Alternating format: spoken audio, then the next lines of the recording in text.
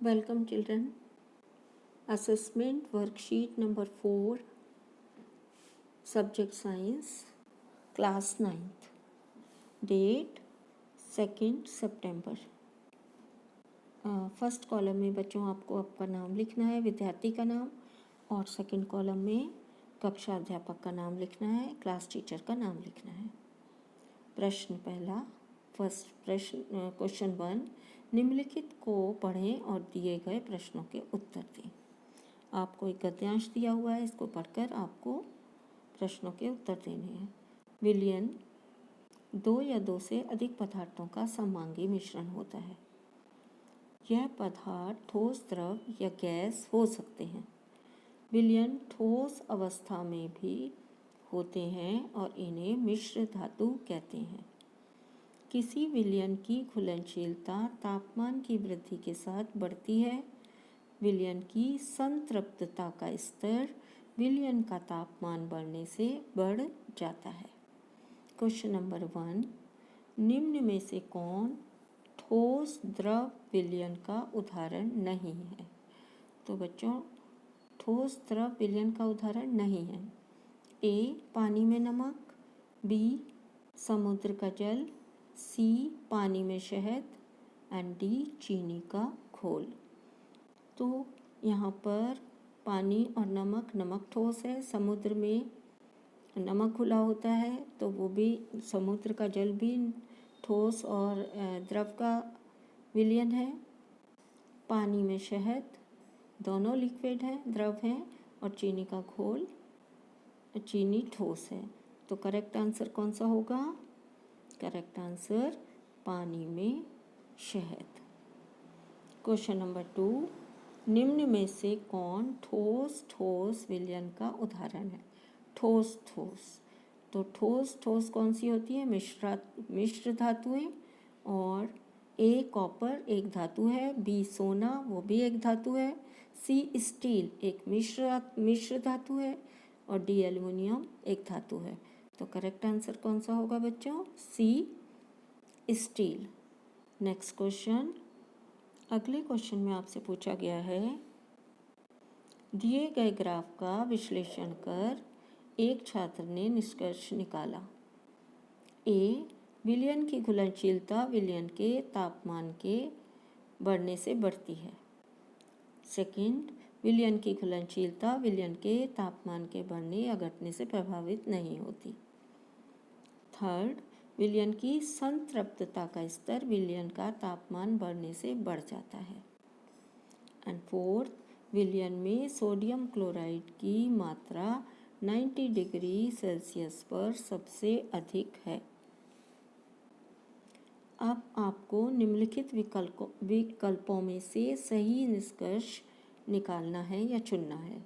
ए, केवल 1 is correct, B, 1 and third दोनों correct, C, 1 मतलब फर्स्ट, थर्ड और फोर्थ करेक्ट है, डी, केवल फोर्थ करेक्ट है।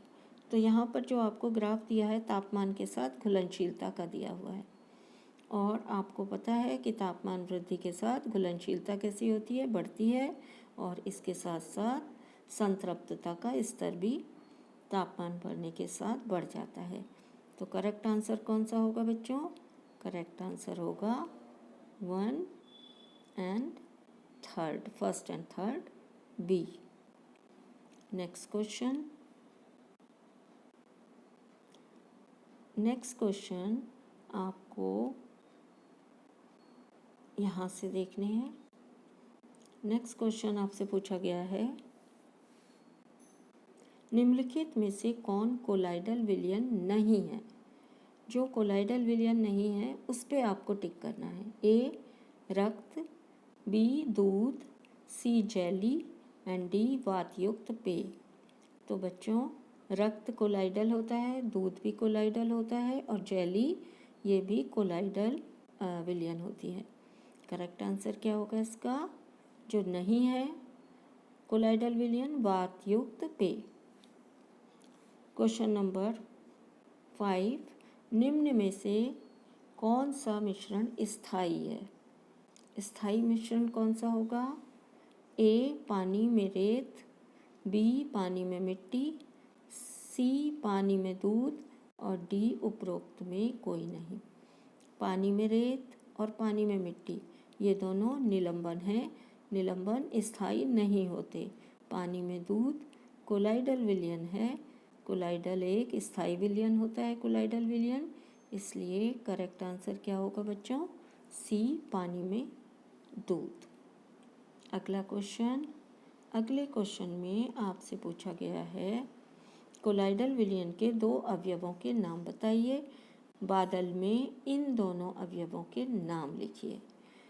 बादल एक कोलाइडल विलयन है, तो कोलाइडल विलयन के दो अवयव कौन से होते हैं बच्चों?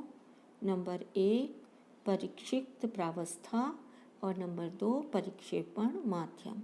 ये दोनों कोलाइडल विलयन के दो अवयव होते हैं। बादल में परिक्षिप्त प्रावस्था क्या है बच्चों? द्रव, पानी की नन्ही नन्ही बूंदों का समूह होता है बादल।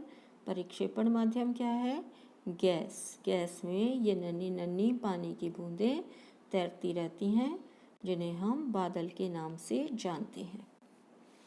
नेक्स्ट क्वेश्चन, धातुओं के कोई दो भौतिक गुण संक्षेप में वर्णन कीजिए। तो धातुओं के कोई दो गुण आप वर्णन कर सकते हैं। आपको भौतिक गुण सारे पता हैं। नंबर एक आघातवर्धनीयता, धातुओं को पीटकर पतली चादरों में बदला जा सकता है। नंबर दो तन्यता, धातुओं के तार बनाए जा सकते हैं या धातुओं को खींचकर तारों में बदला जा सकता है। तो आप कोई भी दो गुण यहाँ पर लिख सकते हैं। नेक्स्ट क्वेश्चन, निम्न पदार्थों को मिश्रण और यौगिक में वर्गीकृत कीजिए। यहाँ पर आपको पदार्थों के नाम दिए हुए हैं, जल, स्टील, शीतल पेय, कार्बन डाइऑक्साइड, हवा और बेकिंग सोडा। इसमें से आपको क्या छांटने हैं बच्चों? मिश्रण और यौगिक को अलग अलग करना है। तो मैं यौगिक वाले पदार्थों पर गोला लगाऊंगी। जल क्या है? यौगिक। शीतल पेय, स्टील, दोनों मिश्रण हैं। कार्बन डाइऑक्साइड एक यौगिक है। इसी तरह हवा मिश्रण है और बेकिंग सोडा यौगिक है। तो जिन पर मैंने गोले लगाए हैं वो क्या हैं बच्चों? यौगिक। और जिन पर गोले नहीं लगाए हैं, स्टील, शीतल पेय और हवा, तीनों मिश्रण हैं। आपको सारणी बनाकर ये दोनों यौगिक और मिश्रण को अलग अलग लिखना है। Question number 5। क्वेश्चन नंबर 5 में आपसे पूछा गया है निम्नलिखित मिश्रण में टॉर्च का प्रकाश गुजारने पर किसमें प्रकाश का पथ प्रदर्शित होगा और क्यों? तो पहले आपको ये निकालना है कि इन चारों में से किसमें टॉर्च का प्रकाश गुजारने पर प्रकाश का पथ प्रदर्शित होगा। ए नमक का विलयन, बी चीनी का विलयन, सी दूध और पानी का मिश्रण और डी शिकंजी। यहाँ पर देखिए नमक का विलयन, चीनी का विलयन और शिकंजी ये तीनों वास्तविक विलयन हैं, इसलिए इनमें से प्रकाश गुजारने पर प्रकाश का पथ प्रदर्शित नहीं होगा। दूध और पानी का मिश्रण ये कैसा विलयन है? ये कोलाइडल है। ये कोलाइडल है। कोलाइडल विलयन में प्रकाश गुजारने पर प्रकाश का पथ प्रदर्शित होता है, इसलिए दूध और पानी के मिश्रण से जब प्रकाश गुजारा जाएगा या प्रकाश गुजारेंगे तो प्रकाश का पथ प्रदर्शित होगा, क्योंकि दूध और पानी का मिश्रण कोलाइडल विलयन होता है। नेक्स्ट क्वेश्चन, आपको 3 बीकर ABC दिए गए हैं। इनमें से एक विलयन है तथा बाकी दो कोलाइडल और निलंबन हैं। विस्तार से समझाइए। टिंडल प्रभाव का प्रयोग करके आप किस प्रकार इन तीनों को पहचानेंगे। क्वेश्चन ये है, आंसर है क्या है पहले आप समझ लीजिए। हम तीनों विलयनों में से, तीन बीकर में से बारी बारी से टॉर्च की रोशनी डालेंगे।